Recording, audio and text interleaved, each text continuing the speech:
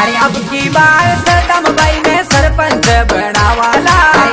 अब आप चुनावी रण में उतर रहे हैं, तो सबसे पहले सद्दाम भाई मैं आपसे पंचायत की तरफ से ये जानना चाहता हूँ कि आपका पारिवारिक पृष्ठभूमि क्या है और आप किस व्यक्तिगत बैकग्राउंड से हैं।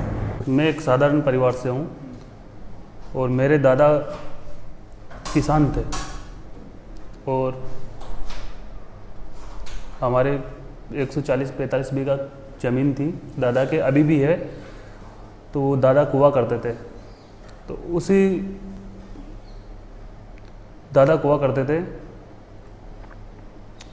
और उसी 70 साल उससे आज तक दादा ने सभी गांव वालों से अच्छा मेल मिलाप रखा। सभी गांव वालों ने, सभी 36 कौम ने हमारे दादा को इज्जत दी और हर बार हमारे परिवार को एक प्राथमिकता दी चुनाव के समय में कि हम आपके परिवार से सरपंच उम्मीदवार उतारना चाहते हैं। अच्छा। लेकिन हमारे दादा ने हर बार मना ही किया कि हमें कुछ दिखावा नहीं करना है, हम गांव के लिए ऐसे ही सेवा करते रहेंगे। मेरे फादर गवर्नमेंट सर्वेंट हैं। अच्छा। जो अभी 1 साल पहले उन्होंने अपना सेवानिवृत्त हुए हैं वो जी। और उन्हें कोई राजनीति से कोई लेना देना नहीं है, ना उन्होंने कभी राजनीति की। ठीक है, तो मेडिकल लाइन में होने के बावजूद आप कैसे इस क्षेत्र में आए? अभी 4 साल से मैं पढ़ाई करने के बाद अपनी फार्मासिस्ट हूँ। मैं फार्मेसी करने के बाद मैंने एक छोटा सा मेडिकल स्टोर खोला है परबसर में। अच्छा। मेडिकल स्टोर खोलने के बाद मेरे पास मेरे गांव के जो मेगांव और पीपलाद और समस्त आसपास के लोग आते हैं, उनसे मेरा धीरे धीरे संपर्क बढ़ा। पारिवारिक, हमारे दादाजी, हमारे परिवार की वजह से हमारा उनसे संपर्क बढ़ा और उनका रुझान मेरी तरफ धीरे धीरे होने लग गया।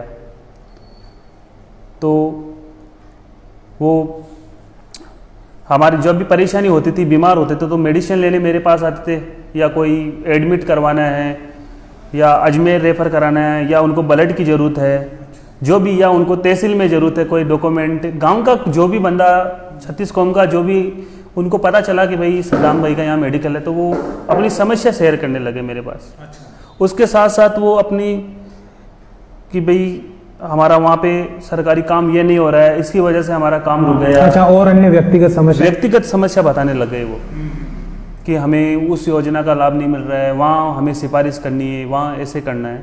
तो धीरे धीरे या लोगों की तकलीफें आपको चलने लगी और मैंने अपने मन में सोचा कि मैं उनकी तकलीफों को साझा करूं, मैं उनका कुछ हिस्सा बन सकूं। इसलिए मेरा इस राजनीति में रुझान हुआ है। अच्छा।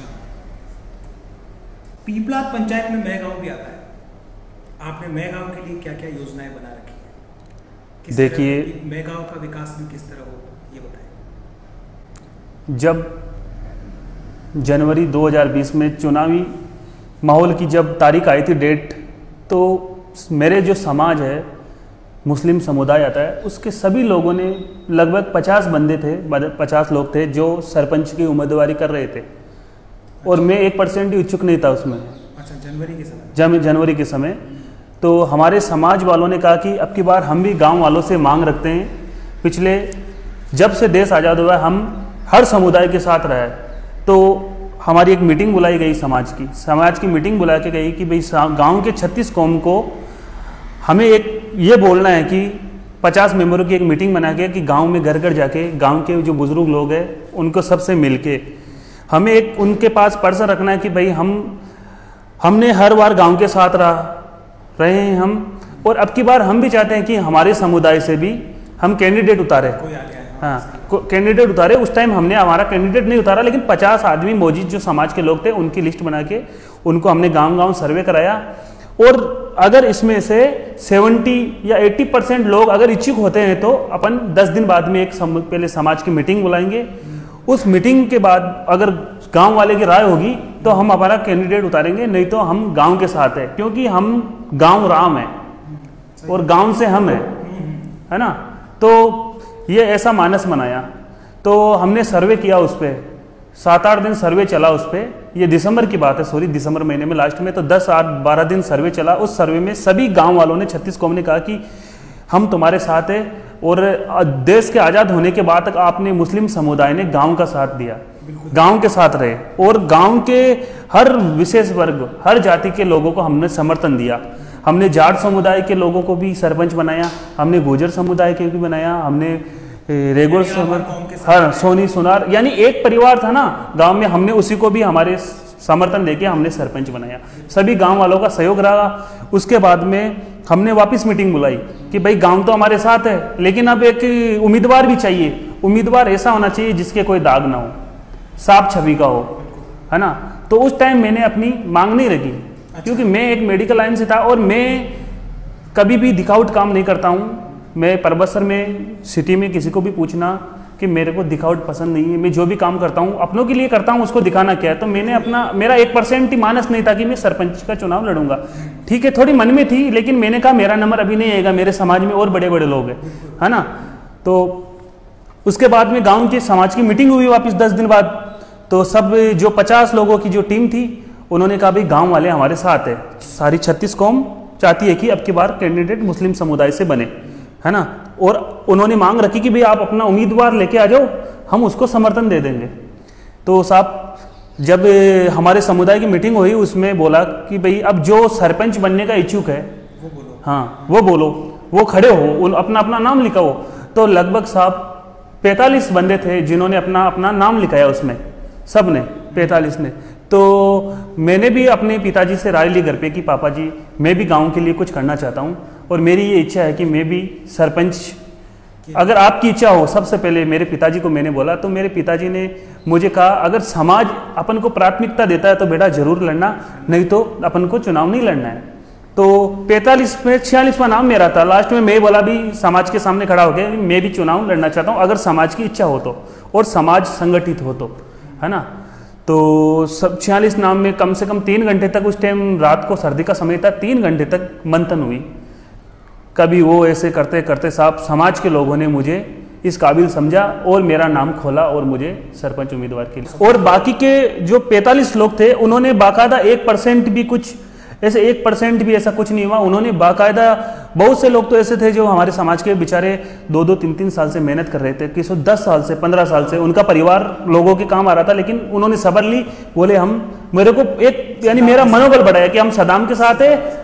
उसके बाद में हमारे समाज वालों ने कहा कि भाई हमने कैंडिडेट तो खड़ा कर लिया है, लेकिन हम चाहते हैं कि एक बार हम पीपलाद और मेहगांव की जनता है, सारे 36 कौम को, हमारे मेहगांव में भी एक देव जी का मंदिर है, पुराना मंदिर है देव जी का, और धार्मिक स्थल भी है, बहुत अच्छा, वहाँ पे शक्ति है, देव जी की शक्ति का एक प्रारूप है। तो हमने कहा हम देव जी के वहाँ मंदिर रखते हैं और पूरे मेहगांव को इकट्ठा करते हैं, आसपास की ढानियों को मेहगांव में, और उनसे समर्थन लेंगे।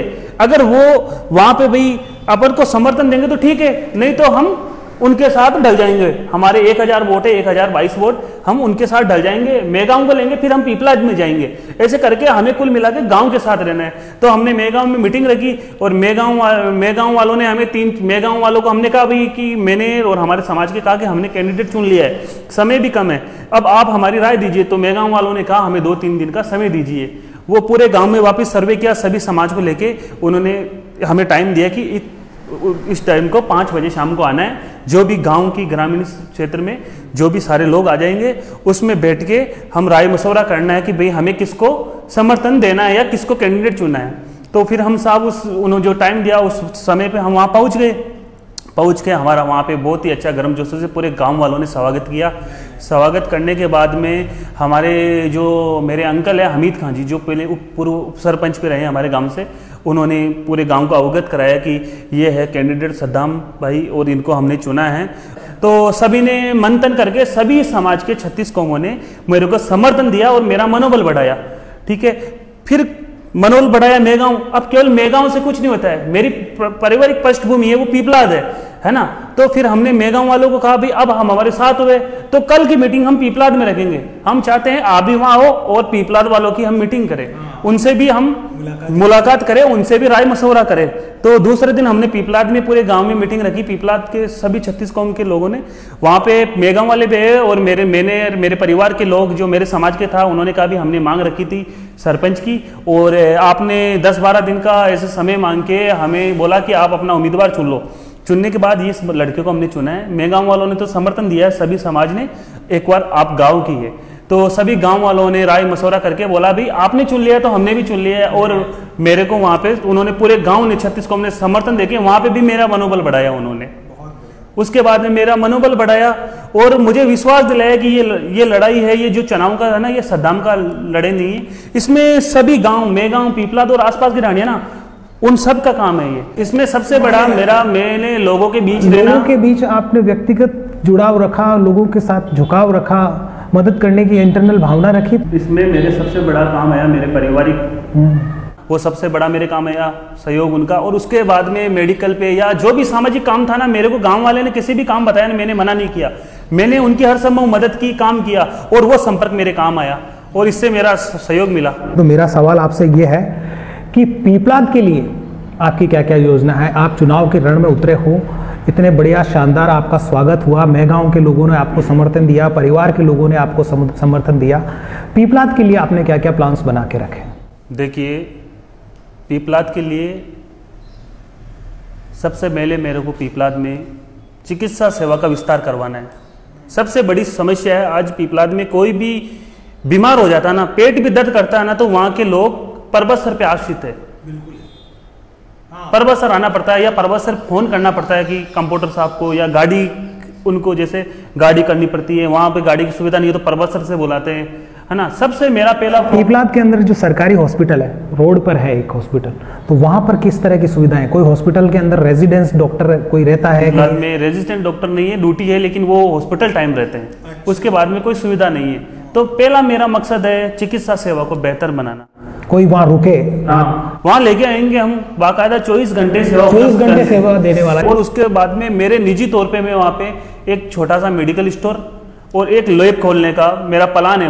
वहां पे रेट पे, जैसे कि लागत मूल्य पे निस्वार्थ होके वहां पे लोगों को सेवा करनी, इस तरह सेवा का ये तो पीपलाद के लोगों के लिए बहुत बढ़िया फायदा हो जाएगा कि भाई लागत मूल्य पर किसी चीज का अगर उनको उपभोग मिलता है, चाहे वो दवाई है, चाहे वो जांच है, तो ये तो बहुत बड़ी बात है। सबसे बड़ी तो मेरे को ये करना है। उसके बाद में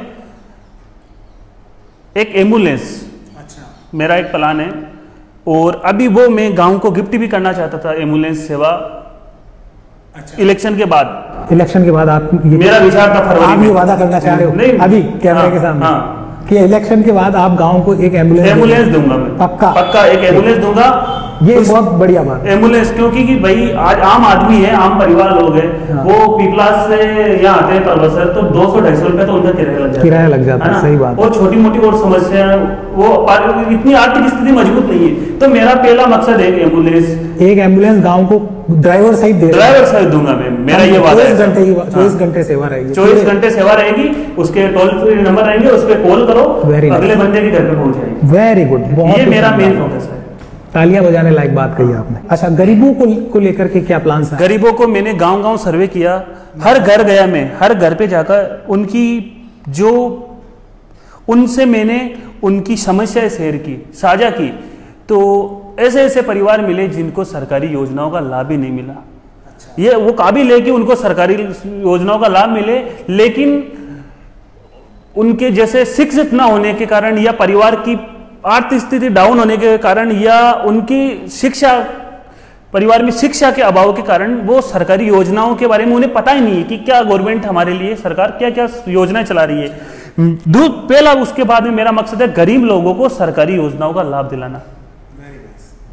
ठीक है, तो गरीबों को सरकारी योजना का आप लाभ दिलवाना, सरकारी योजनाओं का पूरा लाभ। हॉस्पिटल के अंदर एक रेजिडेंट डॉक्टर देना चाह रहे हो, गांव के अंदर एक एम्बुलेंस देना चाह रहे हो, पीपलाद के अंदर एक मेडिकल स्टोर और एक परमानेंट जांच केंद्र जो रियायती दरों पर, एकदम नॉर्मल रेट पे, ताकि लोगों को ज्यादा से ज्यादा फायदा हो सके। यानी चिकित्सा के मामले में आप पीपलाद को एक तरह से आत्मनिर्भर बनाना चाहते हो, तो कम से कम प्राइमरी लेवल पर तो वो आत्मनिर्भर होना ही चाहिए। Very nice. उसके बाद में जो भी सरकारी योजना है ना, सामान्य परिवार तो अपना काम है ना अधिकारियों से या रोब से करवा लेता है, आम आदमी का काम नहीं होता है। और मैंने हर आदमी का ऐसे घर घर जाके उनकी दुख को साझा किया है मैंने।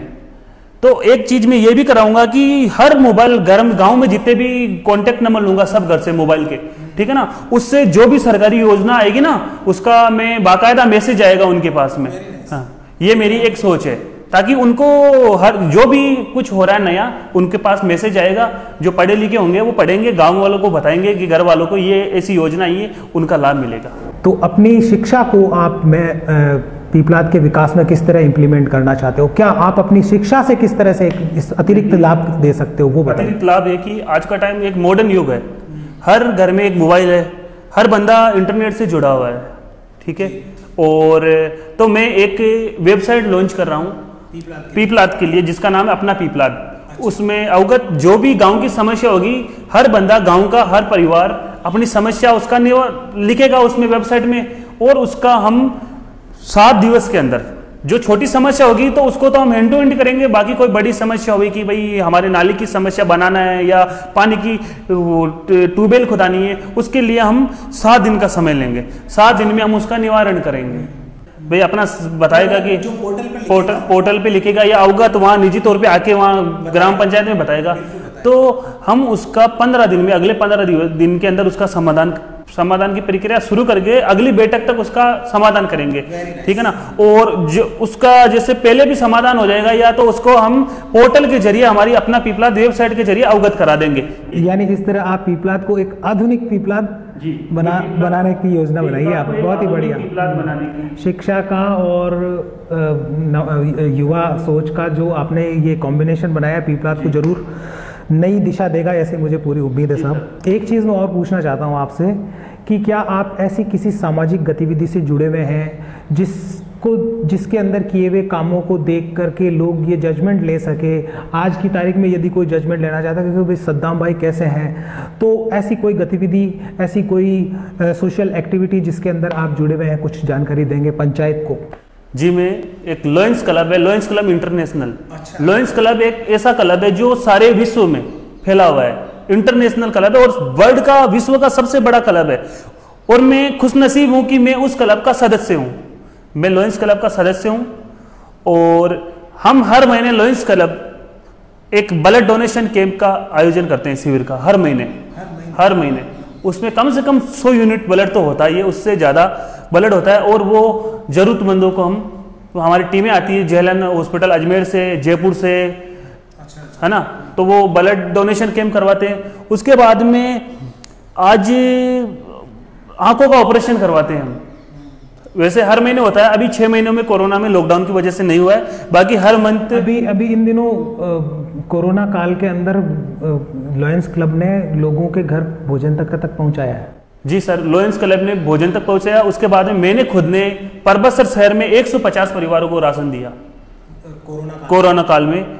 अपने निजी तौर पे मैंने 125 परिवार को, जिसमें पूरा एक परिवार का जो नमक, मिर्ची, धनिया, टोटल आटा, पूरा जो राशन होता है 15 दिन का, मैंने 150 परिवारों को तो लॉयंस क्लब के थ्रू मैंने सदस्य होने के नाते परबतसर में दिया। और सबसे ज्यादा मैंने लॉयंस क्लब में एक सहायता करने वाला ऐसे भोजन मैंने, उसके बाद में मैंने अपने गांव पीपलाद और मेगांव में और जो आसपास की ढाणिया में जो भी गरीब जरूरतमंद थे ना, उनके घर घर जाके मैंने राशन पहुंचाया, ठीक है। और राशन के अलावा सबसे बड़ी एक बीमारी कोरोना की बीमारी थी जो, है ना, इसके लिए मैंने बाकायदा एक वीडियो बनाया 24 मार्च को मैंने बाकायदा 3 मिनट का वीडियो बनाया। उसमें मैंने बाकायदा उसमें कहा कि जो भी आर्थिक रूप से गरीब परिवार है, जो जिनकी आर्थिक स्थिति डाउन है, कोरोना की वजह से डाउन हो गई थी, तो वो घबराए नहीं। मेरा मेडिकल स्टोर, जनता मेडिकल स्टोर और जनता लैब उनके लिए खुले हैं। बाकायदा मैंने गरीबों को फ्री मेडिसिन दी उस टाइम, ठीक है ना, बाकायदा मेडिसिन दी, फ्री जांचें की, और अभी तक चल रहा है वो दौर, अभी तक। उसके अलावा मैंने खुद अपने जो मेरी गाड़ी थी ना, उसमें फ्री उस टाइम सैनिटाइजर, मास्क, इतनी ज्यादा रेटें थी सैनिटाइजर, चाहे उसकी 200 प्लस रेट आ रही थी, बहुत महंगे। तो मैंने उस टाइम में सैनिटाइजर, मास्क घर घर जाके उपलब्ध कराए। यहाँ तक कि मैं अपनी गाड़ी में एनी टाइम गरीबों को, जो मैं क्या, मेरा एक मकराना में भी काम है, तो उस टाइम में मकराना भी जाता था, तो मैं गरीब भोजन के पैकेट बना के रखता था, ताकि उस टाइम राहगीर होते थे बाहर के, वो पैदल सड़कों से जाते, तो उनको भी मैं भोजन कराता था। और घर घर जाके मैंने मेडिकल की मेडिसिन वगैरह, कफ सिरप, सारी जो ट्रीटमेंट था मैंने वो दिया। भाई, मानवता के प्रति जो आपका व्यक्तिगत समर्पण है वो काफ़ी है आपको इस चुनाव को जितवाने के लिए। मैं पूरी उम्मीद रखता हूं कि आप इस चुनाव को निश्चित रूप से जीत जाएंगे, उस टाइम पे मेरे क्योंकि इनका समर्पण वाकई में किसी राजनीतिक गतिविधि में रत रहने का नहीं है, ये तो इनकी मानवता की व्यक्तिगत भावना है जो बेशक आपको। देखिए, इसके लिए एक चीज़ बताता हूँ कि मैं ना एक साधारण परिवार से हूँ। लोगों की समस्या, मैंने खुद ने 5 साल नौकरी की है, 3,000 रुपये में मैंने अपना कैरियर की नौकरी की थी, ठीक है। और भगवान का, अल्लाह का, गॉड का एक बहुत बड़ा एहसान और करम है कि इस कम उम्र में, अभी मेरी 26 साल उम्र हुई है, इस उम्र में ही मैं शुरू से ही मेरी लोगों की मदद करने की भावना थी, शुरू से ही, बचपन से। तो धीरे धीरे मेरा को भगवान मेरा हाथ पकड़ता गया, है ना, मेरा साथ दिया। तो मैं धीरे धीरे, भाई मेरे के पास खोने के लिए कुछ था ही नहीं, कुछ नहीं था मेरे पास।